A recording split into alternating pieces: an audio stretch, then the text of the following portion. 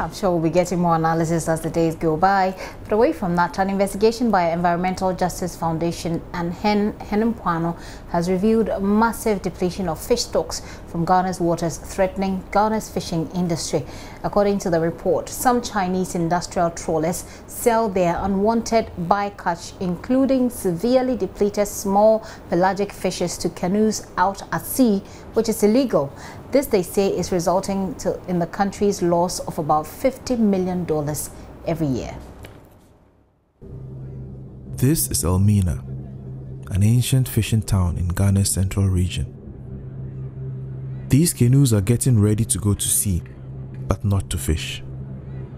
They're traveling to a pre-arranged location to meet an industrial fishing vessel. Here, this trawler illegally sells them frozen blocks of fish.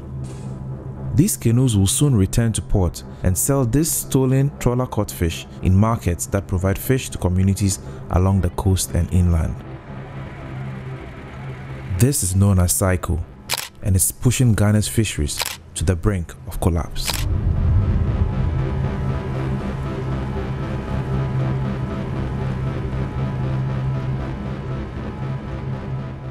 Ghana's fisheries are in a state of crisis.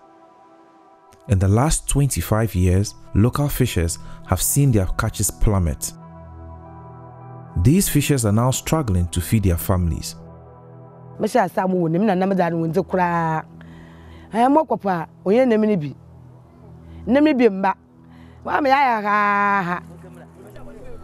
Recent studies now warn that the fish populations Ghanaian small-scale fishers rely on could collapse entirely as early as 2020. This would be disastrous for the 2 million people who rely on this fish for their food and income, and for the country as a whole. Industrial trawlers are playing a major role in this collapse. In 2017, industrial trawlers caught almost the same amount of fish as the entire artisanal sector. That's 76 trawlers catching the same amount of fish as over 12,000 canoes, or around 100,000 fishermen. Tough. If you to look man, the bomb 25. In the number of one, never quite one or two.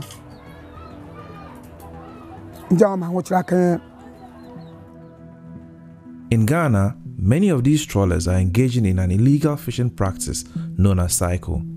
As well as catching fish they are licensed to catch, many trawlers are now fishing closer to the coast and using illegal nets to target fish that is supposed to be reserved for artisanal fishermen. Fish like sardinella, that's a staple protein for local communities.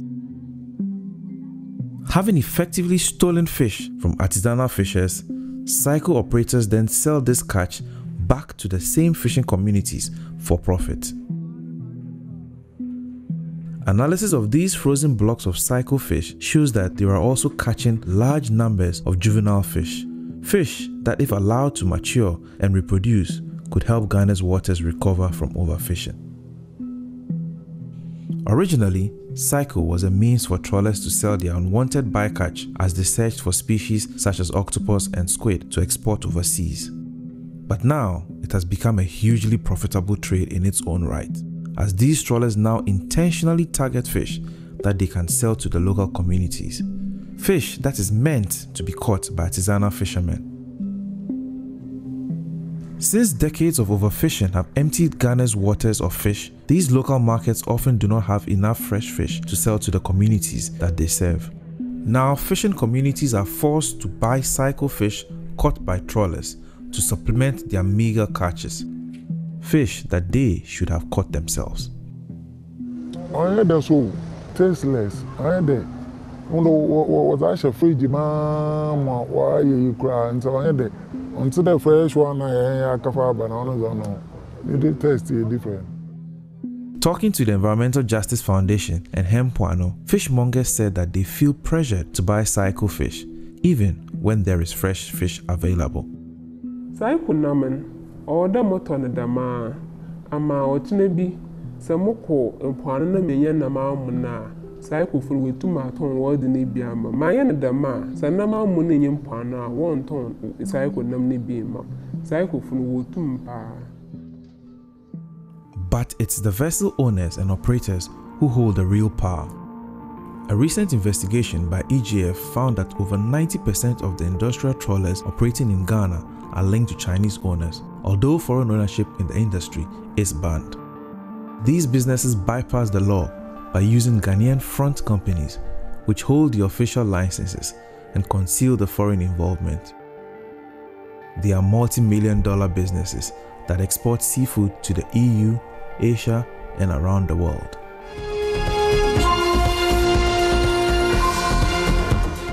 So that's the report there. When speaking at the launch of the report, natural resource economist at the University of Ghana, Professor Wisdom Akbalu, demanded that law enforcement agencies gave stiffer punishments to perpetrators. Criminals are businessmen and women, and for someone to commit a crime, the risk of punishment, the chances of being caught, and then the severity of punishment are the two main factors that contribute to what the decision to commit a crime or not. So if people are caught and they are not punished, or they are caught, punished, but the size of the punishment is not high enough, it's not big enough to deter them, you expect them to go back to the crime over and over. It will just become part of the cost of doing business. So from the statistics that we saw, we realized that a trawl vessel that engages in cycle fishing could be making up to, say, $1 million a year. And if these individuals are caught, they are made to pay about $200,000. And this settlement is out of court through the alternative dispute resolution. This is not deterrent enough.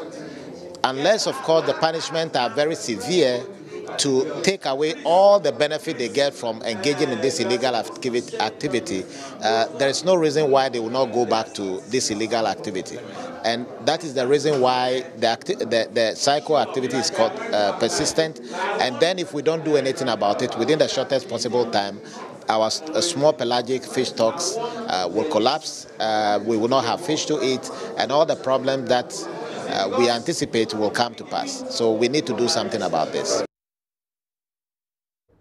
Well, joining me in the studio is the Executive Director of Henin Puano, Kofi Agboga, I beg your pardon, Kofi Agboga, and also here with me is Nana Jojo Solomon, who is Acting Chairman of the Ghana National Canoe Fishermen Council. They'll give us an insight on into this report. Gentlemen, you're welcome.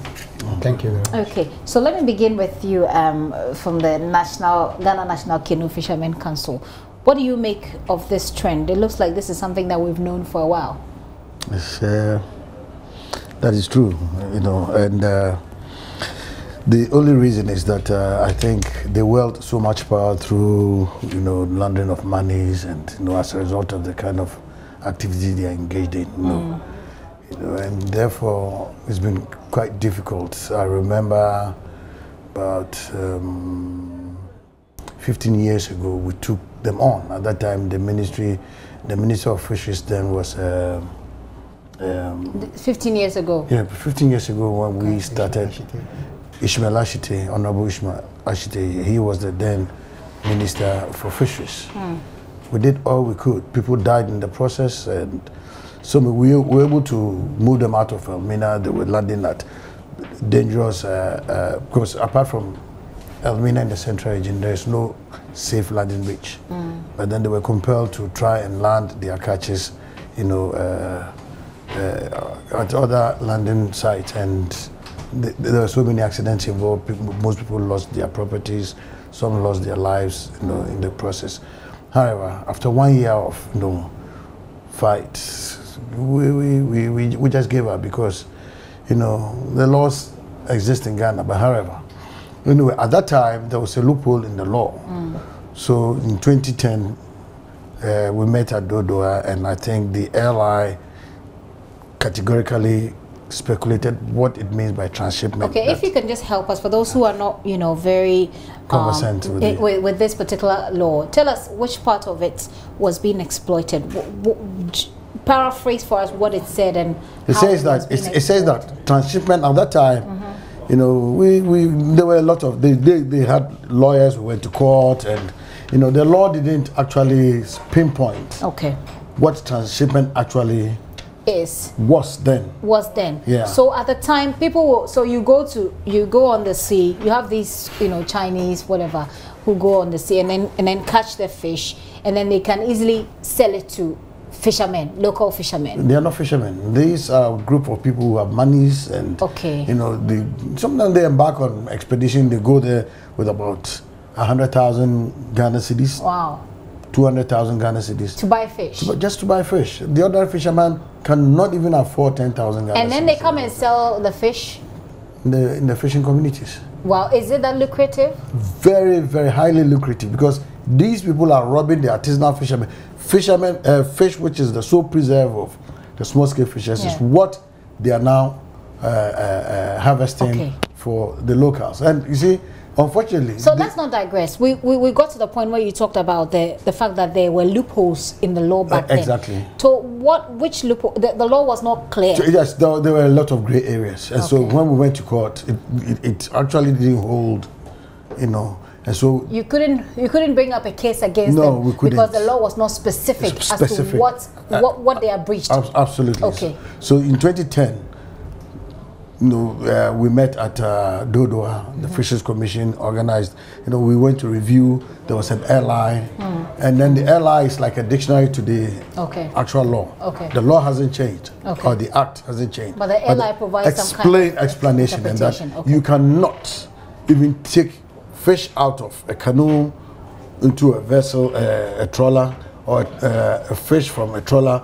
into a canoe, or from a canoe to a canoe. So it was very specific. Okay. So even taking fish out of a wooden canoe into another wooden canoe on the high seas is not allowed. It is also labeled as transshipment. Okay.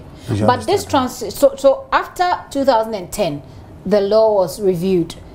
Would you're still saying what we're saying from this report, and I believe this was done by Hen Puano.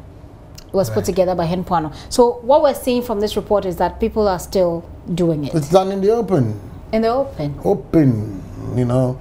Everybody's aware it's done in the open. You go to Apam, it's there. You go to Elmina, it's there. And therefore, you know, it needs government intervention, seriously. Government intervention. Let me come to Hen Puano and find out from you. You put together this report. Tell us the extent. I mean, the video usually will just allow you just a couple of minutes. Tell us the extent to which this problem is prevailing.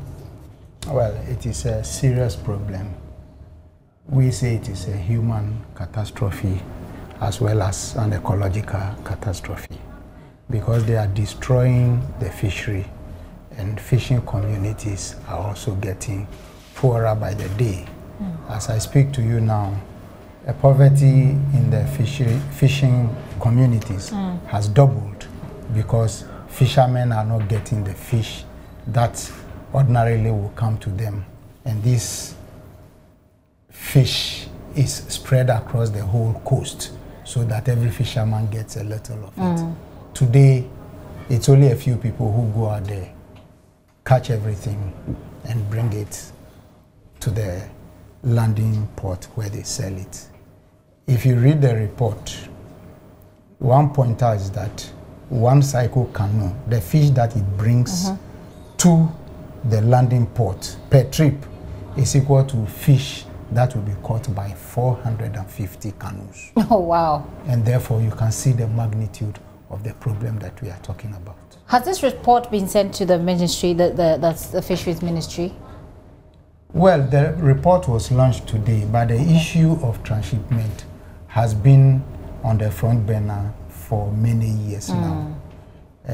We started a campaign since 2014 to delve into the issues around cycle and bring it to the national consciousness, so that people will begin to understand what it is and how we can tackle it.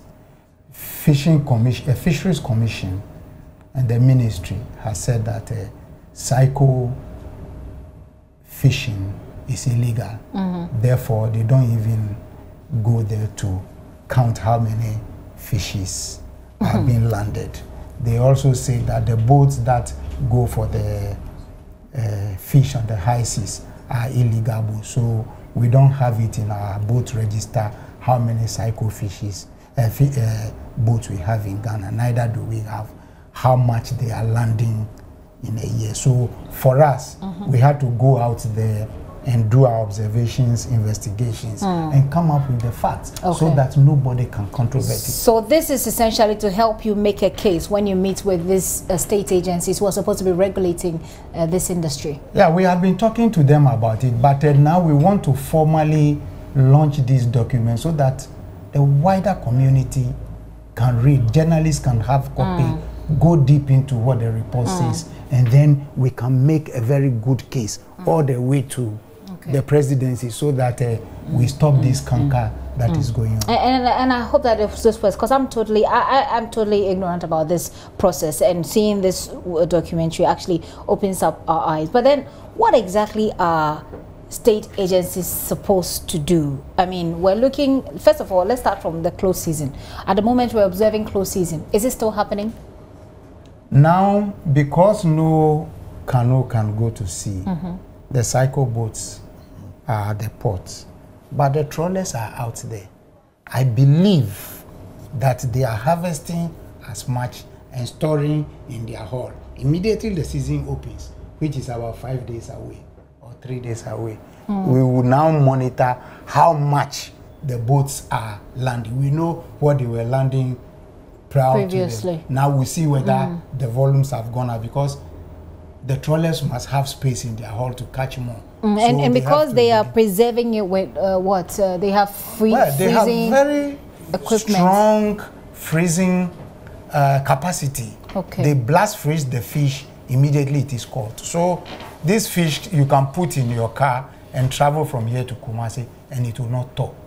So that is how frozen the fish is. So they do it at the high seas and give it to the canoes. The canoes bring it to the shores, and people take them from here all the way to Bronga, Afro region, Western region. This is like a booming business out there. Ghana National Canoe Fishermen Council. What really can be done about this situation? What can be done? What's the way forward? Well, our people, our fishermen, that is the artisanal fishermen, small-scale fishers, are not involved in this illegal business. This is another group of people who are not fishermen, who go out there with their monies, empty canoes, no nets, no hook and lines, and go buy these off the Chinese vessels. We have security agencies, we have regulators. All we can do is to appeal to the conscience of the relevant agencies to take a critical look, because it is seriously affecting the artisanal fishers. You understand? And we're about 3 million down the value chain, and therefore it is something that must be looked at immediately. I'm just curious whether or not there is a plan. Do you have a plan? I mean, you have this document that puts a spotlight on this problem and makes it really clear, but is there a plan, a consistent plan that is going to be followed to make sure that it is addressed as it should? We are writing to the presidency. But I think we are not the only, commercial outfit in the country. Therefore, the president has a lot on his hands. But when this goes out there, I think we have his cabinet ministers, we have parliament, we have the security agencies. We want people to see the magnitude, of the, just like you're saying, you are lost at the, I mean, I think today is the first time you are being I know there's this problem that exists, but not to I mean, I didn't understand exactly. So first of all, we think that it is our duty to ensure that we educate, the Ghanaian populace, and then we move forward to the presidency, because it has a serious economic and then therefore political implications if we do not take care. Political implications. What kind of political implications? I mean, definitely, if we are being told that if nothing is done about this thing, come 2020, our fishery stocks will collapse. And looking at 3 million people whose jobs are no more poses a national security. You understand? Yes, it poses a national security threat. As if people don't have jobs. Exactly. So then you have about, in your words, the hungry man is an angry man. 3 million people who have lost their jobs. Exactly. You don't even think that the close season will save the situation? Close season is another thing altogether, because because essentially what it means to the layperson, and of course what it essentially means is that people are not fishing. So we're hoping that after the close season, people are fishing. More fish. People are fishing. Ghanaians are not fishing, but the Chinese are fishing. What do you have evidence to that effect? Oh yes, I mean the industrial fleets, we understand, controlled by the Chinese, just like the report is saying, are out there fishing. I mean, they have been allowed to fish. They have been allowed to fish? Yes, they are not part of the closed season. They will do their closed season later on. Okay, so when I spoke to the Deputy Minister of Fisheries, he indicated that there is a part, I've forgotten, there's a technical name for those people, and that those people are fishing, but there's a closed season for them, which will be observed, I think, is it later. So what I'm saying literally is that as we, the Ghanaians, are sitting at home, we have the Chinese trawlers trawling. They are there, they are out there trawling. But then there's a plan for them as well. Of course. Then they are going to stop. So it's not a total closure, you understand? Because the scientists told us that it should be a complete closure for all fleets. So we can do an assessment. You understand? But the fishers themselves at the shores understood at a point. In the beginning, they didn't understand, they didn't agree. But at a point, they understood and they observed it. They're observing it.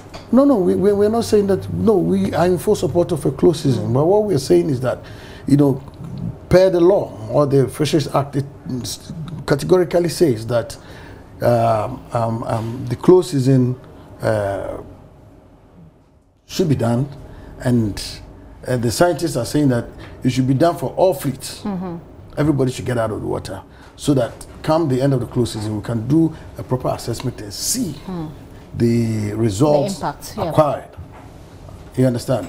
But now, I don't know how we're going to do the assessment though, but... Okay. But the point is, you're petitioning the presidency based on this, your finding from this investigation. Yeah, and let me come again to Henpano as well to find out what your plan is. Is your plan, is it infused with the plan of the council, or is it a different plan? Well, we have done this study to provide added dimension to what is going on so that everybody will see. Do we have a plan? No, we don't. The Fisheries Commission and the nation as a whole has a management plan which talks about all these things, the closed season, closed areas, mesh size control, and so forth. The issue of whether all fleets should close at one time or the other, for me now, it is a political decision. Science is very clear that if you want to make some gains on the fisheries through closed season, we must close the season in August. Last year, we championed this, but the fishermen resisted because they thought that, if they went on the closed season at that time, it will affect their festivals they have invested and so forth. This year, the time that has been chosen may not be optimal. We shouldn't be expecting any gains from this year's closed season. But what is important is that at least for the first time, canoe fishermen have been able to go one whole month of closed season. So when we begin to negotiate and adjust, perhaps going forward, we will get there where we will all we can comply with what the scientists actually propose. For now, it is very difficult for them to agree to it, but gradually positions are shifting. So we shouldn't expect that when the season opens next Friday or next Monday, there will be a lot of fish in the sea. Well, let's see how it goes. Far from it. Hopefully, we will work with government and the ministry, provide some scientific basis. But yeah, we are monitoring what is going on now, whether there is compliance, doing some biological monitoring. Together with the Fisheries Commission, we are doing socio-economic monitoring to see the impact of the closed season on fishermen as we have it today. So these are some of the things that are going on. Okay. So I've been doing this discussion with two gentlemen. Now I'm just going to take a very final comment here because we've run out of time as well. From Nana, you were waiting for the petition and how it goes. Now today is the launch of the documentary, and so we're looking to see the response that you get, whether or not it addresses the issue and solves the problem once and for all. What will be your final words? All I would say is that you know, I will humbly plead with the Ministry of Fisheries and the Fisheries Commission not to see this as an attack or a means to undermine them. but economically the country is at risk. You understand? And a whole old vocation like fishing is dying. And I don't think that it will be prudent enough for this industry to die under the administration of our president Nana Akufo-Addo, because globally he's the co-chairman of Sustainable Development Goals. Okay. Yeah. Okay. Point well made there. I'll say a very big thanks to you for coming through. I thought you made your final comment before he came in. You have something to say. Let's make it brief because we've run out of time. Well, what I want to say is that this cycle business is very dangerous for the nation. It's going to affect our food security, fish security, nutritional security, economic security, and national security. Okay. Cycle is not a problem. It is a symptom of a problem. And that symptom is leadership failure in this country. The symptom is leadership failure in this country, he says. That is the executive director of Henin Puano, the Kofi Agboga. Nana Jojo Solomon is acting chairperson of the National Canoe Fishermen Council. Thank you very much, gentlemen, for coming. This is still the Pulse with me, Gifty and up here. Let's do sports quickly. We'll be right back.